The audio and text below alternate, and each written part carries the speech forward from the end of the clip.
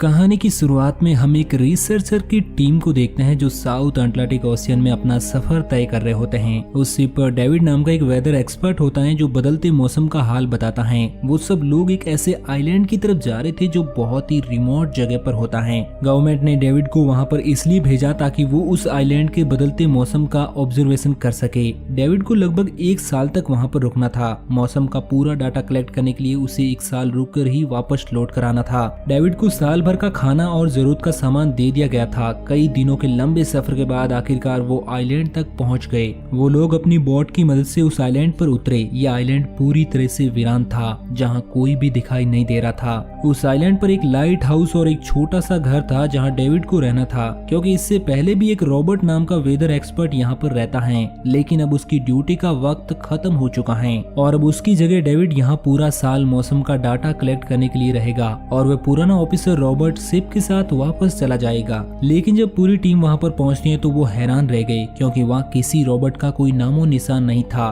कमरे के अंदर उसका सारा सामान अस्त व्यस्त पड़ा था। जिसके बाद कैप्टन और डेविड ने सोचा कि शायद रॉबर्ट लाइट हाउस में हो सकता है। अब वो लाइट हाउस की तरफ बढ़ते हैं और वो सब वहाँ पर एक अजीब सा नजारा देखते हैं। वो देखते हैं कि पूरा लाइट हाउस नुकीली लकड़ियों से घिरा हुआ था, जैसे किसी ने जानबूझकर उसे बंद कर दिया हो ताकि कोई भी अंदर ना जा सके। जिसके बाद उन्होंने लाइट हाउस का गेट कई बार नॉक किया, लेकिन उन्हें कोई जवाब नहीं मिला। आखिर में वो लोग गेट को तोड़कर अंदर घुस जाते हैं। लाइट हाउस के अंदर उन्हें एक आदमी मिला जिसका नाम ग्रूनर होता है। जब वो ग्रूनर से पुराने वेदर एक्सपर्ट रॉबर्ट के बारे में पूछते हैं तो वो बताता है कि वो तो मर चुका है। वो एक बार समंदर की तरफ गया, लेकिन दोबारा कभी लौटकर वापस नहीं आया। ग्रूनर की बातें सुनकर डेविड और कैप्टन दोनों हैरान हो जाते हैं। अब कैप्टन डेविड से कहता है कि अगर तुम अब भी चाहो तो हमारे साथ वापस चल सकते हो, क्योंकि उन्हें यहाँ कुछ ठीक नहीं लग रहा था। लेकिन डेविड वापस जाने से इनकार कर देता है। डेविड ने सोचा कि अगर वह गवर्नमेंट को उस आइलैंड का एक्यूरेट वेदर रिपोर्ट दे पाया तो उसे काफी तगड़ा पैसा मिल जाएगा। इसके बाद कैप्टन प्रोटेक्शन के लिए उसे एक गन देता है और डेविड को आखिरी बार अलविदा बोलकर वो सब लोग वहाँ से निकल जाते हैं। अब पूरे 1 साल के बाद ही वो उसे लेने के लिए लौटेंगे। अब डेविड अपने रूम को थोड़ा सही करता है और सामान को अरेंज करता है।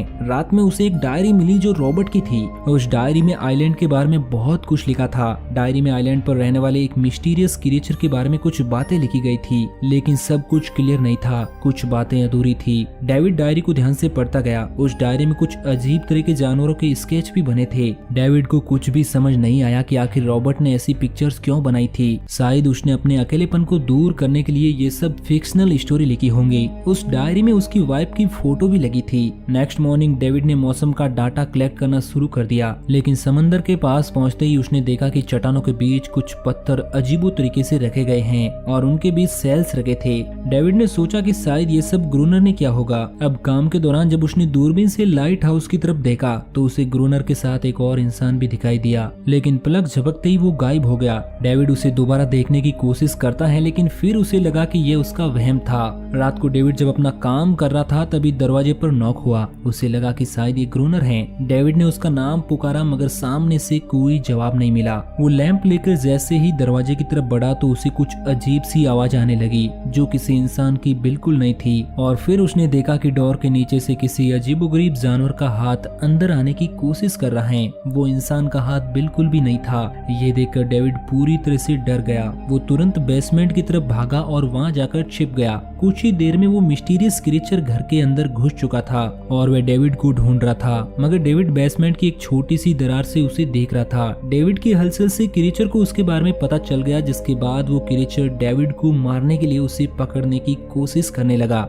तो डेविड ने खुद को बचाने के लिए तुरंत चाकू उठाकर उसकी आंख में दे मारा, जिससे वो क्रिएचर चीख के भाग गया। अब डेविड के दिमाग में ये बात कंफर्म हो गई कि डायरी में जो सब कुछ लिखा था वो कोई कहानी नहीं बल्कि वो एक सच्चाई थी। अगली सुबह जब डेविड केबिन से बाहर गया तो उसने रेत पर बहुत ही अजीब से पैरों के निशान देखे। वो निशान सीधे समंदर की तरफ जाकर खत्म हो गए। अब डेविड को समझ आ गया कि क्यों ग्रूनर ने लाइट हाउस के चारों ओर नुकीली लकड़ियां लगाई हैं। अब डेविड सोचता है कि अगर मैं इस घर में रहूंगा तो वो क्रिएचर मुझे कभी भी मार सकते हैं। अब डर के मारे डेविड लाइट हाउस की तरफ दौड़ता है और ग्रोनर को चिल्लाते हुए कहता है कि दरवाजा खोलो, मुझे अंदर आना है। लेकिन ग्रोनर उसे अंदर नहीं आने देता और कहता है कि तुम्हें सिप के साथ वापस लौट जाना चाहिए था, तुमने बहुत बड़ी गलती कर दी। अब ग्रोनर उसके ऊपर पानी गिराकर उससे दूर जाने को कहता है, इसलिए डेविड वापस लौट जाता है और अब उसे खुद ही क्रिएचर से बचने के लिए कुछ करना होगा। अब उसने केबिन की हर एक विंडो को लकड़ी से ब्लॉक कर दिया और चारों तरफ नुकीली लकड़ियों से घेरा बनाया और गेट के बाहर पुराने कागज और किताबें रखकर उन पर तेल छिड़क दिया ताकि अगर वो क्रिएचर वापस आए तो उसे आग से डराकर भगाया जा सके। लेकिन अभी भी बहुत कुछ था जिसके बारे में डेविड को पता नहीं था। अब उसे घर के अंदर एक पुराना बॉक्स मिलता है जिसमें एक गन और बहुत सारी बुलेट्स थी। ये देखकर उसे जिंदा रहने की थोड़ी सी उम्मीद मिली। अब जैसे जैसे सूरज ढलता गया डेविड के दिल में डर भी बढ़ने लगा। कुछ ही देर में चारों तरफ रात का अंधेरा छा गया। डेविड गन हाथ में लिए काफी डरा हुआ घर के एक कोने में चुपचाप बैठा था।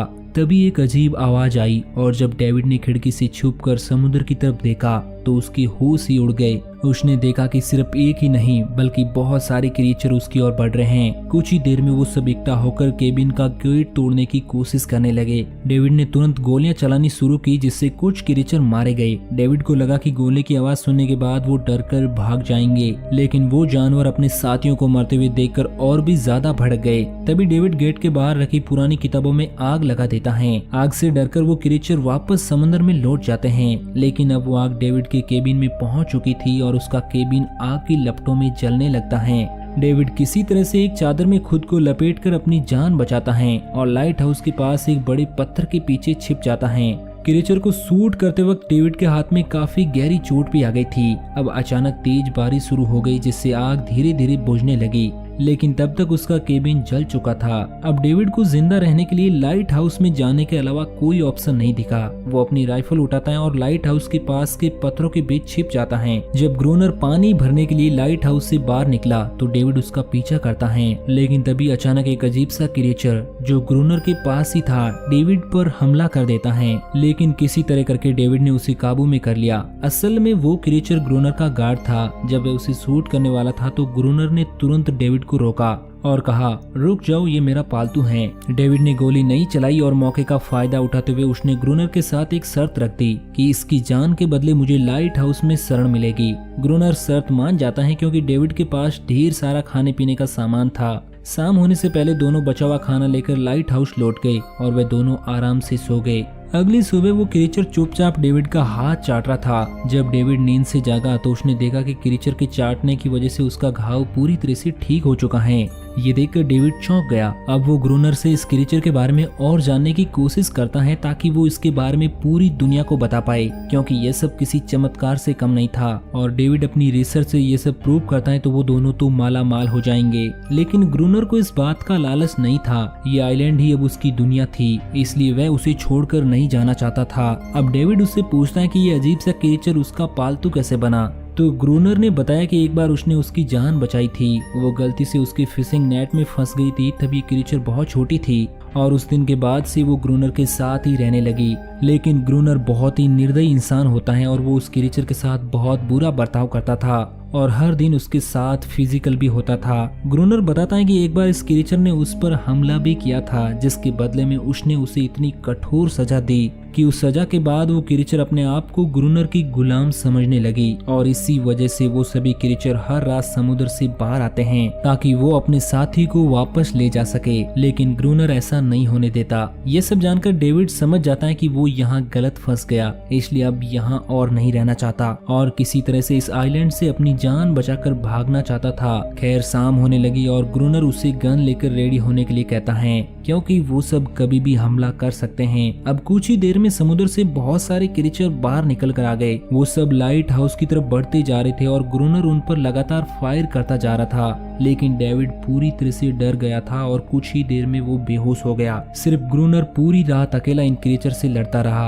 अगली सुबह ग्रोनर ने गुस्से में डेविड पर पानी डालकर उसे उठाया और कहा कि अगर तुम्हें जिंदा रहना है तो इन्हें मारना होगा, नहीं तो मैं तुम्हें लाइट हाउस से निकाल दूंगा और तुम्हें मेरी हर बात माननी होगी। अब डेविड के पास दूसरा कोई ऑप्शन नहीं था, इसी वजह से वो ग्रोनर की हर बात मानने लगा। लेकिन एक चीज थी जो उसे बिल्कुल भी पसंद नहीं आई, वो ये थे कि हर रोज उस फीमेल क्रिएचर को अलग अलग अलग तरीकों से फिजिकली टॉर्चर करना। अब रात होती है तो वो दोनों फिर से गार्ड ड्यूटी के लिए तैयार हो जाते हैं और एक बार फिर से वो जानवर समुद्र से निकलकर बाहर आते हैं। लेकिन आज डेविड को डर नहीं लग रहा था। उसने उन पर फायरिंग शुरू की, मगर आज ग्रूनर कुछ भी नहीं कर रहा था। वो चाहता था कि डेविड खुद सीख सके कि इन क्रीचर से कैसे लड़ा जाए। इसी तरह डेविड को लड़ते लड़ते वो रात बीत जाती है। सुबह ग्रूनर ने देखा कि डेविड लाइट हाउस के गेट के बाहर खून में लथपथ बैठा था। अब उसने सीख लिया कि इन क्रीचर से कैसे लड़ना है। अब वक्त बीतता जाता है। रात को इन क्रीचर से लड़ते हुए और दिन भर ग्रूनर के लाइट हाउस में काम करते हुए डेविड बहुत बिजी रहने लगा। ये आइलैंड अब उसके लिए एक बंद घर जैसा हो गया था। वो हर वक्त सोचता रहता था कि कब वो इस नरक से निकल पाएगा। अब वक्त के साथ डेविड की उस फीमेल क्रीचर के साथ दोस्ती हो गई थी। उसे उसकी हालत के लिए बहुत बुरा लग रहा था। उसने उसे अनारिसा नाम दिया। अब सर्दियां आने पर उन्होंने देखा कि इन क्रीचर के अटैक धीरे धीरे कम हो रहे हैं। डेविड सोचता है कि शायद सर्दियों में वे कहीं और चले जाते हैं या फिर उन्हें समझ आ गया था कि इन दोनों से लड़कर कुछ हासिल नहीं होगा। लेकिन ग्रूनर उसे बताता है कि वो फिर से अटैक जरूर करेंगे, मगर अभी वो अपनी संख्या बढ़ा रहे हैं। अब एक रात डिनर के बाद ग्रूनर और डेविड टाइम पास के लिए चेस खेल रहे थे, लेकिन वो दोनों खेल में इतने उलझ गए कि लाइट हाउस की लाइट ऑन करना ही भूल गए। अंधेरे का फायदा उठाकर क्रीचर ने उन पर अटैक कर दिया। डेविड ने देखा कि क्रीचर की संख्या इतनी ज्यादा थी कि दोनों मिलकर भी ज्यादा देर तक नहीं लड़ सकते थे और उनकी गोलियां भी खत्म हो गई थी। अब किसी तरह बचते बचाते वो दोनों लाइट हाउस के टॉप तक पहुंच गए, लेकिन इस बीच ग्रूनर के पैर में गहरी चोट आ गई। आज वो क्रीचर उन पर भारी पड़ रहे थे और दोनों को लगा कि आज उनकी मौत पक्की है। मगर तब तक सुबह हो गई, जिससे वो क्रीचर लाइट हाउस छोड़कर समुद्र में वापस चले जाते हैं। धूप निकलने के बाद अनारिसा ग्रूनर के जख्म को ठीक करने की कोशिश करती है। अब तक डेविड को समझ आ चुका था कि वो इन जानवरों के साथ ये लड़ाई नहीं जीत सकते। उनकी गोलियां भी लगभग खत्म हो चुकी थी और उनके पास खाना भी इतना नहीं था कि वो सरवाइव कर सके। अगले दिन जब डेविड लाइट हाउस के बाहर इधर उधर घूम रहा था तो उसने समुद्र में एक जहाज देखा। वो जहाज को सिग्नल देने के लिए जल्दी से अंदर से फ्लेयर गन लाया, लेकिन ग्रूनर ने उसे रोक दिया क्योंकि वो नहीं चाहता था कि डेविड यहाँ से जाए। उसी वक्त अनारिसा ग्रूनर पर हमला कर देती हैं। असल में वो डेविड को ग्रूनर से बचाना चाहती थी। ग्रूनर साइको हो चुका था और वो किसी को भी यहाँ से जाने नहीं देना चाहता था। वो उसी आइलैंड को अपनी दुनिया और खुद को उसका किंग समझता था। धीरे धीरे वो शिप डेविड की आंखों के सामने ओझल हो जाती हैं और वो कुछ भी नहीं कर पाया। अब वक्त बीतता गया और ग्रूनर अब भी डेविड और अनारिसा के साथ बहुत बुरा बर्ताव कर रहा था, लेकिन अनारिसा के साथ जो वो करता था वो डेविड को बिल्कुल भी पसंद नहीं था। एक दिन डेविड ने अनारिसा को एक छोटी टॉय बोट गिफ्ट में दी जो उसने किसी मछली की हड्डी से बनाई थी। लेकिन जब अनारिसा ने उस बोट को देखा तो वो डेविड को आइलैंड के एक ऐसे कोने में ले गई जहाँ सचमुच एक असली बोट रखी थी। जब डेविड ने इस बोट के बारे में ग्रूनर से पूछा तो उसने बताया कि उसे पहले से पता था कि वहाँ पर एक बोट है। कुछ लोग जब इस आइलैंड तक बोट के जरिए अपनी जान बचाने आए थे तो सुबह होने से पहले उनमें से कोई भी जिंदा नहीं बचा। सबको इन क्रीचर्स ने मार दिया। वो सब शिप में गोला बारूद ले जा रहे थे, लेकिन समुद्र में आए तूफान की वजह से उनका शिप इस आइलैंड के पास डूब गया था। ये सब सुनते ही डेविड के दिमाग में एक आइडिया आया। उनके पास एक डाइविंग सूट जैसा कुछ था। डेविड ने कहा कि अगर हम दोनों में से कोई उस सूट को पहनकर समुद्र के उस हिस्से में जाए जहाँ वो शिप डूबी थी तो हो सकता है कि उन्हें कुछ गोलियां या बारूद मिल जाए जिससे इन क्रीचर से लड़ना आसान हो जाए। लेकिन ग्रूनर इसके लिए मना कर देता है। हालांकि डेविड अपनी जान को खतरे में डालकर ये काम करने को तैयार था। कुछ और दिन ऐसे ही गुजर गए और डेविड और अनारिसा की दोस्ती और गहरी होती गई। असल में वो उसे पसंद करने लगा था। एक दिन इन दोनों को रोमांस करते हुए ग्रूनर देख लेता है और उसे लगा कि ऐसे तो अनारिसा उससे छीन जाएगी, इसलिए डेविड को रास्ते से हटाना पड़ेगा। अगले दिन ग्रूनर खुद डेविड की बात को मानने को तैयार हो जाता है और वो डेविड से कहता है कि तुम सूट पहनकर नीचे पानी में जाओगे और वहाँ ढेर सारा RDX कलेक्ट करोगे, जिसके बाद मैं तुम्हें बोट से ऊपर की तरफ खींच लूंगा। लेकिन ग्रूनर का असली इरादा कुछ और ही था। वो सोचता है कि जब डेविड RDX लेकर आएगा तो वो उन्हें रख लेगा और डेविड को समंदर में ही छोड़ देगा ताकि वो क्रीचर उसे मार दे। इस तरह से डायनामाइट भी उसके पास आ जाएंगे और अनारिसा फिर से उसकी गुलाम बन जाएगी। अब वो दोनों बोट में बैठकर उस जगह पहुंच गए जहाँ शिप पानी में डूबा था। पानी के नीचे जाने के बाद डेविड ने देखा कि शिप पूरी तरह से तबाह हो चुकी है, लेकिन उसकी किस्मत अच्छी थी कि उसे कुछ डायनामाइट के बॉक्स मिल गए। मगर तभी अचानक कुछ क्रीचर उसके सामने आ गए। उन्हें देखते ही डेविड घबरा गया और नीचे गिर पड़ा। वो सूट इतना भारी था कि वो हिल भी नहीं पा रहा था और डेविड ग्रूनर को ऊपर सिग्नल भी नहीं भेज पाया, इसलिए उसे लगा कि डेविड मर चुका है। लेकिन असल में वो तो सिर्फ दो छोटे बच्चे थे। डेविड ने जैसे तैसे करके अपना डाइविंग सूट वहीं छोड़ दिया और ऊपर सतह तक खुद को पहुंचाया। उन्हें वहाँ कुछ पुराने बॉक्स मिले जिनमें डायनामाइट था, जिन्हें वो लाइट हाउस के चारों ओर बिछा देते हैं। अब कुछ महीने बीत गए और बर्फबारी का मौसम आया, जिससे एक बार फिर वो क्रीचर गायब हो गए। लेकिन एक दिन डेविड ने चालाकी से काम लेते हुए अनारिसा को लाइट हाउस के टॉप पर चीखने को कहा। अनारिसा की आवाज सुनते ही सभी क्रीचर गुस्से से भड़क उठे और जब वो देखते हैं कि लाइट हाउस का मेन गेट खुला है तो उन्हें लगा कि यह अच्छा मौका है अनारिसा को छुड़ाने का। लेकिन असल में ये उनके लिए एक ट्रैप था। कुछ ही देर में वो क्रीचर समंदर से बाहर निकलने लगे और वो सीधे मेन गेट की तरफ बढ़े और अंदर घुसते ही डेविड पर हमला कर दिया। डेविड भी हिम्मत से काम करता है और क्रीचर से जान छुड़ा लेता है। अब जैसे ही वे सभी क्रीचर लाइट हाउस के पास पहुंचते हैं तो ग्रूनर डायनामाइट का लीवर दबा देता है, मगर कोई ब्लास्ट नहीं होता। असल में डेविड ने उनका कनेक्शन खोल दिया था और ग्रूनर उसे दोबारा लगाना भूल गया था। अब डेविड तुरंत ऊपर भागता है और डायनामाइट का वायर जोड़ना शुरू करता है। तब तक वो क्रीचर लाइट हाउस पर चढ़ने की कोशिश कर रहे थे, जिन्हें सिर्फ अकेला ग्रूनर रोकता है। वायर जोड़ते ही डेविड पहला लेयर उड़ा देता है, जिससे कई क्रीचर ब्लास्ट में खत्म हो जाते हैं। लेकिन अभी भी काफी जानवर लाइट हाउस पर हमला करने के लिए तैयार होते हैं। इस वजह से ग्रूनर दूसरा लेयर भी ब्लास्ट कर देता है। उस जोरदार धमाके में वो दोनों भी बेहोश हो गए थे। अगली सुबह जब दोनों को होश आता है तो वो देखते हैं कि अनारिसा वहाँ पर नहीं थी। चारों तरफ मरे हुए क्रीचर पड़े थे। ग्रूनर उन सबको मार रहा था जो जख्मी हालत में जिंदा बचे थे। तभी डेविड की नजर उनमें से एक के गले में लटके एक नेकलेस पर पड़ी। उस क्रीचर को तड़पता हुआ देखकर डेविड को उस पर तरस आ जाता है और उसे अपनी गलती का एहसास हो जाता है कि जिन क्रीचर को वो अब तक खूंखार समझते आए थे वो भी इंसानों की तरह थे। हालांकि वो बोल नहीं सकते थे, लेकिन ग्रूनर के लिए ये सब बातें बिल्कुल बेकार थी। उस दिन के बाद उन क्रीचर ने कभी अटैक नहीं किया, लेकिन हर दिन समुद्र के किनारे से रोने की आवाजें आती थी। डेविड को अब तक नहीं पता था कि उन्होंने कितना बड़ा नुकसान कर दिया था, कितने बच्चों को अनाथ बना दिया था, वो भी सिर्फ एक गलतफहमी की वजह से। अगले दिन डेविड ने समंदर में उन क्रीचर के कुछ छोटे छोटे बच्चों को देखा। डेविड ने पत्थरों का एक गोल सर्किल बनाया और उसके बीच में वो छोटी टॉय बोट रख दी ताकि अनारिसा उसे देखकर वापस लौट आए। डेविड ने कई घंटे इंतजार किया, लेकिन अनारिसा कभी वापस नहीं आई। सुबह नींद से जागने के बाद डेविड ने देखा कि ग्रूनर सो रहा है। ग्रूनर के पास कुछ पुरानी चीजें रखी थी, जिनमें एक पुरानी तस्वीर भी थी। और जैसे ही डेविड ने उस तस्वीर को देखा तो वो हैरान रह गया। वो लड़की जिसका फोटो उसने पहले दिन पुराने ऑफिसर रॉबर्ट की डायरी में देखा था, वो कोई और नहीं बल्कि ग्रूनर की वाइफ थी और फोटो में वो उसके साथ खड़ा था। असल में 1 साल पहले आया रॉबर्ट मरा नहीं, बल्कि उसने अपनी पहचान बदल दी थी। यानी ग्रूनर ही वेदर ऑफिसर रॉबर्ट हैं। बस उसने अपना नाम बदल लिया था क्योंकि अब वो कभी इस आइलैंड को छोड़ना नहीं चाहता था। ये सब देखकर डेविड ने भी ये उम्मीद छोड़ दी कि वो कभी इस आइलैंड से वापस जा पाएगा। अगले दिन शाम को जब डेविड समुद्र के किनारे गया तो उसने देखा कि उस सर्कल में रखी छोटी बोट अब वहाँ पर नहीं थी, लेकिन उसी जगह पर उसने एक क्रीचर का छोटा सा बच्चा देखा जिसके हाथों में वो बोट थी। डेविड ने अपने हाथ में जलती हुई लकड़ी को उस सर्कल के बीच में फेंक दिया ताकि वो दिखा सके कि उसका इरादा लड़ने का नहीं है और उसे किसी को खतरा महसूस ना हो।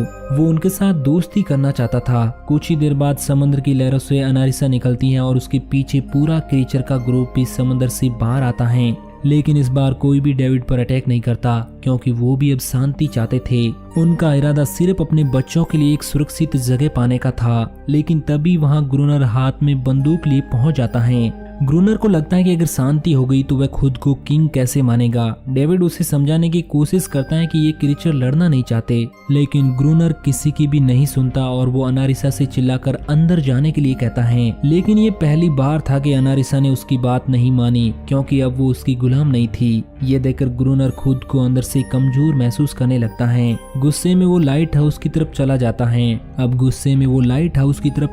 है। डेविड को लगा कि शायद ग्रूनर को अब समझ आ गया होगा कि हर एक जानवर आजादी चाहता है, कोई भी किसी का गुलाम बनकर नहीं जीना चाहता। लेकिन ग्रूनर के सर से बादशाहत का भूत कहाँ उतरने वाला था। जैसे ही वो लाइट हाउस पहुंचा उसने सिग्नल गन से एक फ्लेयर छोड़ी जो सीधा जाकर एक क्रीचर के बच्चे से टकरा गई। उस बच्चे की तुरंत मौत हो जाती है। इससे सभी क्रीचर डर के मारे भाग गए और अनारिसा ने भी डेविड से अपना भरोसा खो दिया था। अब गुस्से से पागल डेविड तुरंत लाइट हाउस की तरफ भागता है और उससे लड़ने लगता है। लेकिन ग्रूनर इतना पागल हो चुका था कि उसने डेविड को मारने का फैसला कर लिया।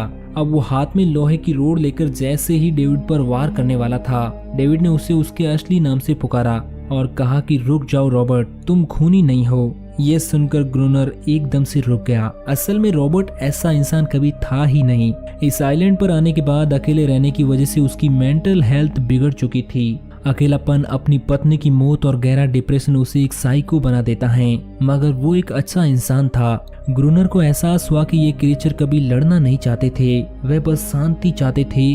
उसने उन्हें सिर्फ इसलिए मारा ताकि वे खुद को पावरफुल दिखा सके, और अब उसे अपनी गलती का एहसास हो चुका था, इसलिए वो खुद को उन क्रिएचर के सामने सरेंडर कर देता है और कुछ ही पलों में उन्होंने उसे मार दिया। डेविड लाइट हाउस के अंदर खुद को लॉक कर लेता है। 1 साल बाद आइलैंड पर एक गवर्नमेंट ऑफिसर आता है, साथ में एक नया वेदर एक्सपर्ट भी होता है। अब डेविड की ड्यूटी खत्म हो गई, लेकिन जब कैप्टन पिछले ऑफिसर के बारे में डेविड से पूछता है तो वो कहता है कि डेविड मारा गया। असल में वो भी इस आइलैंड को छोड़ना नहीं चाहता था, बिल्कुल ग्रूनर की तरह। अनारिसा भी अपने परिवार के साथ खुश थी क्योंकि अब वो सब आजाद थे, और इस कहानी की हैप्पी एंडिंग यहीं पर हो जाती है। दोस्तों, आपको ये कहानी कैसी लगी नीचे कमेंट करके जरूर बताना। मैं मिलूंगा आपसे किसी नए दिन नई कहानी के साथ।